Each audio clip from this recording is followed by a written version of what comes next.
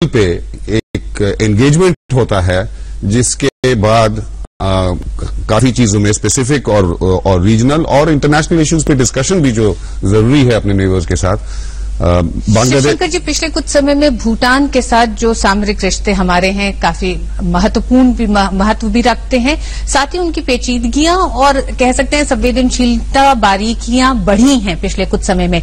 तो इस दौरे में आपको क्या लगता है किन मुद्दों पर मुख्य रूप से बात आगे बढ़ी होगी या बातें टेबल पे आई होंगी? वो कौन से ऐसे मुद्दे हैं? जी, एक चीज भारत को हमारे फॉरेन पॉलिसी में हम जानते हैं, भूटान जो है सिर्फ पिछले कुछ समय से नहीं, शुरुआत से भूटान हमारे साथ बिल्कुल दोस्ती का हाथ बढ़ाए रखा है। भूटान ने इंटरनेशनल गैदरिंग्स में, यूएन में, जब हम मुश्किल मुद्दे लेकर आगे बढ़ रहे थे, जब बांग्लादेश के समय में 1971 में जब सारी दुनिया भारतवर्ष के खिलाफ खड़ी हुई थी वोट करने, क्योंकि उनको कुछ पता ही नहीं था बांग्लादेश में पाकिस्तान क्या कर रहा है, उस समय भूटान बिल्कुल मजबूती से भारतवर्ष के साथ खड़ा रहा था और आज तक खड़ा रहा है। जब भूटान में हमारे यहाँ जो डोमेस्टिक इंसर्जेंट्स हैं, जो आतंकवाद हैं जो फैलाते हैं, वहां जब सेफ हेवन ले रहे थे, वहां अपने को सुरक्षित रखने के लिए भूटान की तरफ भाग रहे थे, तब भूटान की सरकार ने, भूटान के राजा ने अपने आर्मी को उनके अगेंस्ट डिप्लॉय किया और उस आर्मी को पर्सनली लीड किया। तो नंबर वन, जो दोस्त मित्र देश है इस हद तक हमारे साथ जाता है, उसको तो निग्लेक्ट कभी नहीं करना चाहिए। उसको जैसे कहते हैं टेकन फॉर ग्रांटेड कि ये तो हमारा दोस्त है ही, कुछ नहीं करना, कोई जरूरत ही नहीं है कुछ करने की, ये गलत होगा। इसलिए जो प्रधानमंत्री सबसे पहले भूटान गए अपने फॉरेन विजिट में, ये विजिट जो फॉरेन सेक्रेटरी जा रहे हैं भूटान के साथ, बहुत इंपॉर्टेंट है। नंबर दो, हमारी फॉरेन पॉलिसी चैलेंज जो है अगले कुछ सालों में, भविष्य में, वो तो खैर सभी जानते हैं, वो चाइना है। वो रिश्ते कुछ ठीक से आगे चल सकते हैं, कुछ बुरे भी हो सकते हैं। उस देश के साथ, बहुत पावरफुल और बड़ा देश जो है, उसके साथ हमारे आउटस्टैंडिंग डिस्प्यूट्स भी हैं। तो भूटान में कोई जियोपॉलिटिकल पोजीशन ऐसा है कि हमें भूटान से हमारी जो मित्रता है, हमारा जो स्ट्रेटेजिक रिलेशनशिप है, उनके साथ बिल्कुल बनाए रखना चाहिए, बायलैटरल रीजंस के लिए और रीजनल रीजंस के लिए, और खासकर चीन का नेबर होने के नाते। बांग्लादेश में तो लोग भूल जाते हैं कि हमारा सबसे बड़ा बॉर्डर बांग्लादेश के साथ है, 4000 किलोमीटर से ज्यादा है। चीन के साथ जितना बॉर्डर है उससे ज्यादा है।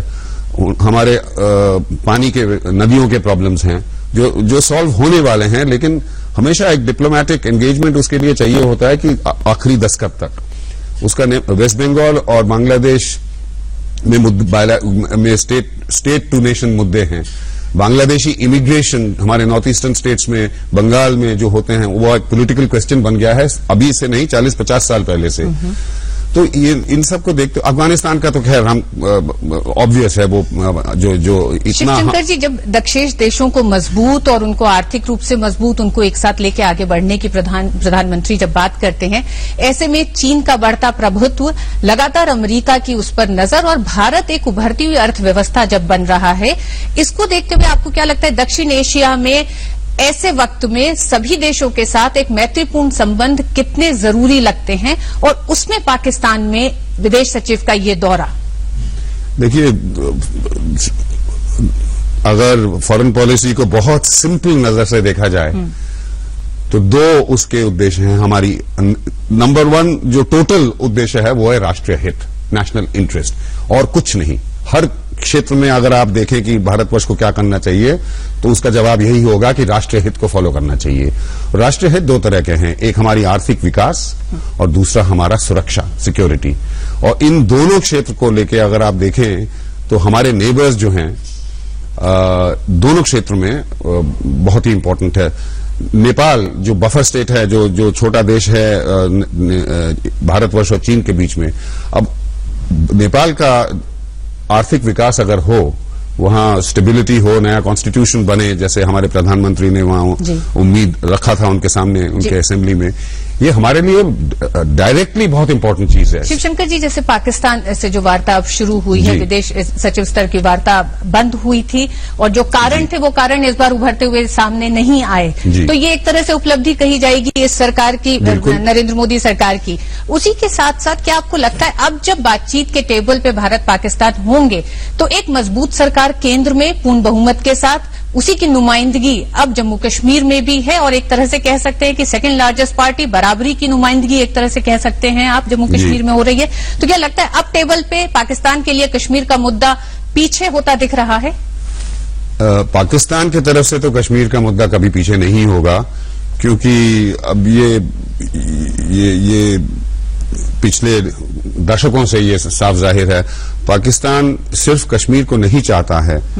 पाकिस्तान, खेद की बात है कि भारत की हानि चाहता है। अगर कश्मीर का मुद्दा ना होता तो कुछ और बन जाता। पाकिस्तान की जो रियल रूलर हैं, जो पाकिस्तान का मोटे चीजों, गूढ़ चीजों में डोमिनेट करते हैं, वो है पाकिस्तान की आर्मी। पाकिस्तान की आर्मी का संदेश है पाकिस्तान की जनता के लिए कि हमारे बिना इंडिया हमें हड़प लेगा।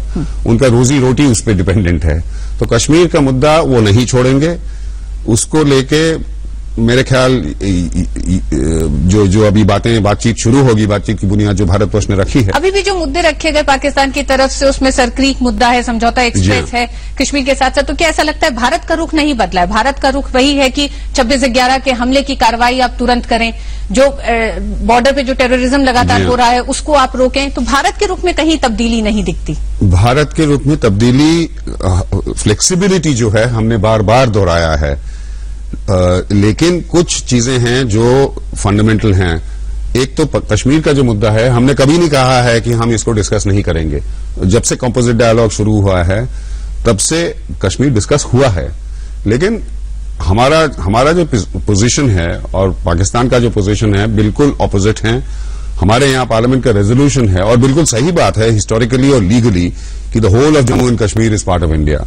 अब वो कहते हैं कि कश्मीर कोर इशू है, बाकी सब छोटे मोटे मुद्दे हैं जो सॉल्व हो जाएंगे, कश्मीर को डिस्कस करिए और सॉल्व कीजिए। इस दौरे को आप इस और तरह हमारा से कोर, देखते हैं क्या? जस्ट 1 सेकेंड, हमारा भी यही कहना है कि कश्मीर कोर इशू है, लेकिन कोर इशू ये है कि पाकिस्तान ऑक्यूपाइड कश्मीर जो है उसे भारतवर्ष को लौटा दिया जाए। आप ये देखते हैं कि ये दौरा दोनों देशों के बीच में एक बर्फ पिघलने का दिखाई दे रहा है और आगे की अब बातचीत शुरू होने के तरफ बढ़ रहे हैं। बिल्कुल सही है, क्योंकि मुद्दे मतलब एक दूसरे के साथ दोस्ती और समझौतों के और जनता से जुड़े मुद्दों पे ज्यादा काम। पहला लफ्ज जो है उसको तो थोड़ा डिफिकल्ट होगा, दोस्ती शायद ना हो लेकिन समझौते हों तो काफी है, क्योंकि दोस्ती दूसरी बात है।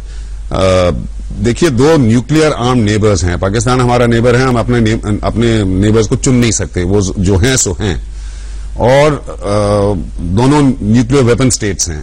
तो इसमें तो कोई शक ही नहीं है, चाहे आप किसी भी लेफ्ट विंग या राइट विंग हो, कि बातचीत से ही बात इवेंचुअली जब भी हो बातचीत से ही सुलझाया जाएगा। लेकिन शिवशंकर जी, बातचीत का एक दौर शुरू हुआ और ये बहुत ही सकारात्मक। जी हाँ, बातचीत में भी ये आएंगे, और खासकर पाकिस्तान के जो एक ऑब्सेशन है इंडिया के साथ, वो और आर्मी डोमिनेशन जो है उनके पॉलिटिक्स का, इसलिए भारतवर्ष का एक मुश्किल यह है कि बात करें तो किससे बात करें। अब नवाज शरीफ जी से बात करें तो ये सारी दुनिया जानती है कि इन सब चीजों में जो कश्मीर का मसला है, जो इंडिया के साथ जो पॉलिसी है, वो उनके हाथ में नहीं है। बहुत सारे पक्ष हैं वहां जो ऑन बोर्ड आ जाते हैं जब बातचीत और लेकिन आर्मी के साथ हम लीगली कैसे बात करें? पीछे बिल्कुल ट्रैक 2 से कर सकते हैं और मेरे ख्याल करे भी होंगे, लेकिन आने वाले वक्त में हम देखते हैं ये जो शुरुआत हुई है इसके साथ बातचीत का दौर आगे बढ़ेगा और चीजें और सुलझेंगी ही। बहुत बहुत शुक्रिया शिवशंकर जी स्टूडियो आने को और इस चर्चा के लिए। शुक्रिया। और बढ़ते हैं एक ब्रेक की तरफ। ब्रेक के बाद खबरें और हैं, देखते रहिए न्यूज़ 9।